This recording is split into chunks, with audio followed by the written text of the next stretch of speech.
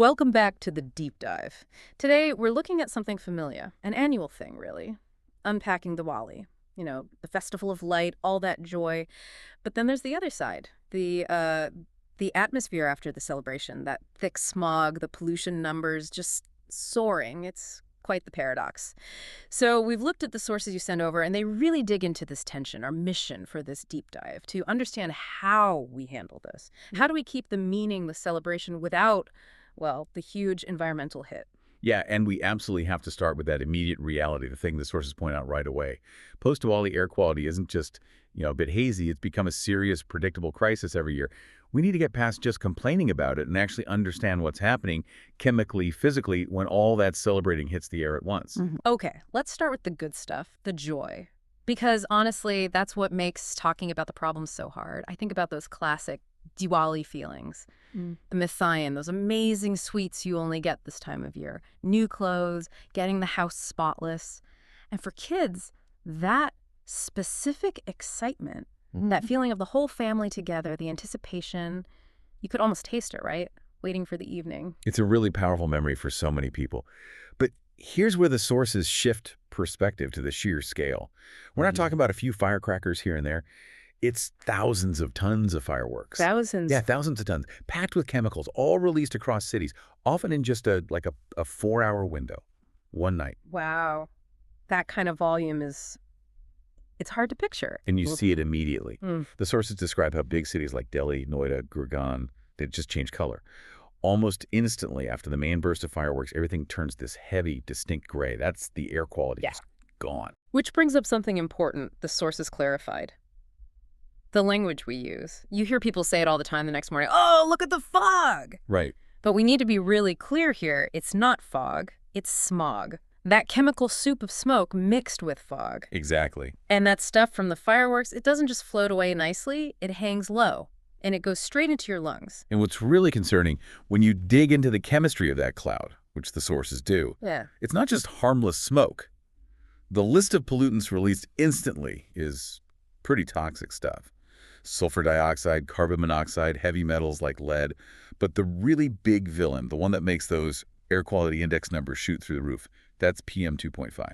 Right, PM 2.5. We hear that term constantly this time of year, but what exactly makes it so much worse than, say, other kinds of smoke particles? Okay, so this is the key thing. The medical analysis in your sources really stresses. PM 2.5 means particulate matter that's 2.5 micrometers across, or even smaller. Tiny, then. Incredibly tiny. For comparison, a single human hair is about, 70 micrometers thick? So these things are invisible. And because they're so small, they just bypass your body's natural filters. The hairs in your nose, the mucus lining your throat, these particles slip right past. So they just go straight in. Exactly. Straight into the deep lung tissue. And from there, they can even get into your bloodstream. And here's the really crucial bit. The PM 2.5 from fireworks isn't just soot. It often contains traces of heavy metals. Like what? Copper, cadmium, lead. The stuff they use to make those bright firework colors. So you're not just breathing in smoke. You're inhaling tiny particles of toxic metal dust.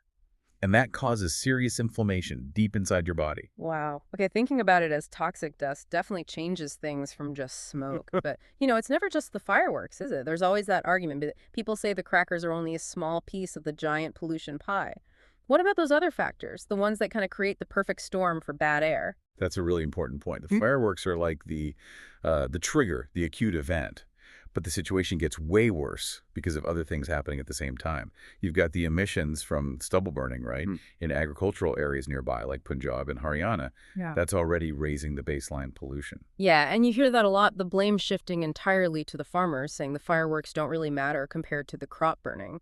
Did the sources give any sense of, how those two things stack up, fireworks versus the stubble burning? They did, yeah. And the data seems pretty consistent. Stubble burning definitely contributes a lot to the background pollution, no doubt. But it's the fireworks. Because they release such a massive amount of toxic stuff in such a short, concentrated burst, they're what causes the AQI to spike so dramatically right after Diwali. Okay. So one's the chronic issue, the other's the acute shock. Precisely. The fireworks are the immediate trigger for that post-Diwali emergency. Then you add the weather. You get low temperatures, which trap the polluted air near the ground, Hmm. and high humidity, which kind of helps the smog particles stick together. Right. And when all that combines, the baseline pollution, the fireworks spike, the weather, the sources use pretty stark language. They call it a gas chamber. That's intense. It is. And they note that breathing that air during those peak pollution days, it's like smoking multiple packs of cigarettes. It becomes a genuine, immediate public health crisis. So, okay, the severity is clear. It's a health crisis. Masks might not even cut it. But whenever people try to address this, you get the pushback, right? The claim that it's an attack on culture, on tradition. Which brings us right to that core tension the sources explore. Is asking for clean air actually, betraying tradition? And the answer from the historical perspective in the sources is a pretty clear no. The original meaning of Diwali, the true tradition, it wasn't about the noise, the blast. It was about light, the victory of light over darkness. Think about how our grandparents or great-grandparents celebrated, what people call Dada Dadi's time. What did they do? They lit diyas, hundreds of little clay lamps. They cleaned their homes meticulously. They gathered for prayers, for peace. What you didn't have back then were giant factories churning out industrial-scale fireworks for mass consumption. That wasn't part of that tradition. That's a really interesting distinction, the industrial scale of it now. So when did that shift happen? How did we get from quiet lamps to, explosion? Well, the sources link it pretty directly to industrialization after independence and then rising consumerism. The fireworks industry grew, and fireworks were marketed really cleverly, not just as fun, but as symbols of, prosperity, success. Showing off wealth. Exactly. The louder the bang, the bigger the rocket, the more successful you seemed.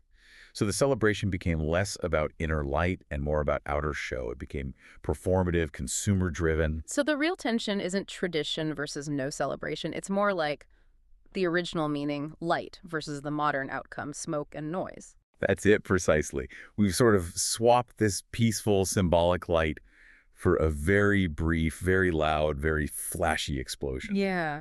And the irony hits hard, like the sources point out. When you see the modern stuff, big parties, DJs, everyone posting on Instagram, and they use hashtags like #LeatherBelite, but the picture is literally framed against this murky, polluted haze they helped create. It's prioritizing the spectacle, the performance of celebration over the actual well-being of the community, and frankly, over the original deeper meaning of the festival. Okay, so we've laid out the problem, the chemistry, the health impact, the shift from tradition to trend. Let's pivot now. Because the good news, according to sources, is that we can celebrate differently. The goal of a pollution-free festival is achievable. Yes, and the sources offer some really practical, actionable steps. We can think of it like a checklist for you, focusing on 4 key areas. It starts with making slightly better choices, even if you still want some of that sparkle. Okay, what's first? First is looking at green crackers. Now, these are designed to cut down on pollutants like sulfur dioxide and particulate matter, maybe by around 30%. They use different chemicals, often replacing some of the really harmful stuff with less toxic options. So green isn't clean, it's less bad. That's important to know. Are they easy to find? Do they make a real difference if lots of people use them? They're getting easier to find, yes. But the sources are careful here. They're a step, maybe a compromise, but not the ultimate solution. They still pollute. The changes that have the biggest impact are really about going back to the roots. Which leads to point 2, the lights themselves. Exactly. Second, ditch the cheap plastic fairy lights, the electric strings. Go back to traditional clay lamps, the diyas. Okay. This is obviously cleaner environmentally. But the sources highlight a really lovely side effect. You're directly supporting local potters, local artisans. I like that. It connects the celebration back to the community economy, not just mass production. Gives the light meaning again. Third, and this is a really creative idea from one of the sources, think about an oxygen return policy. An oxygen return policy? What's that? The idea is when you give gifts, like those traditional boxes of sweets, maybe include a small sapling with it.